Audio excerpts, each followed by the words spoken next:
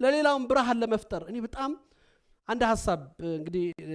ነብዩ መሐመድ ሰለላሁ ዐለይሂ ወሰለም በነበሩበት ዘመን ከ430 ዓመት በፊት መብራት አልነበረም ጨለማ ነው ምሽት ላይ በዚህ አሁን የሰገድነው የመግሪብ ሶላትና ኢሻ ሶላት መካከል ምሽቱ ይጨልማልና ሁሉ ጊዜ ጨለማ ላይ ነው የሚቀመጡት አንድ ተሚም ዳሪ የሚባል ባልደረባቸው ነው ለመጀመሪያ ጊዜ ሐሳብ አሰበና ጧፍ ገዝቶ መጥቶ 3 ጧፍ ለኮሰ መስጊዱ ላይ ለመጀመሪያ ጊዜ መስጊድ በርቶ ብርሃን ሞልቶ ታይ በጣም ተገርመው ፊታቸው በርቶ በደስታ ማን ነው ይሄን ያደረገው ብለው ጠየቁ ሰውየው ደግሞ ያደረገው ትንሽ ነገር ነው እንዴት እኔ ነኝ ይበል ነብዩ ፊት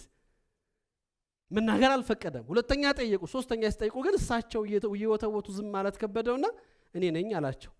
እኔን እንዳስደሰትከኝ አላህ ያስደስታህ አሉት ትንሽ ሐሳብ ጨለማን ለማብራት የተዘጋውን ለመክፈት የሆነ እኛ ጋር ታጥረንበታል ብለን የምናስበውን ነገር ለመሻገር የሚችል ነገር ይዘን መተን ከራሳችን አልፎ ለሌሎች ተስፋ ሆነን በነብዩ የሁለት ሀገር ስኬት እንዲሳካለት በነብዩ ምርቃን ማግኘት ማለት እኮ ነው ሐሳብ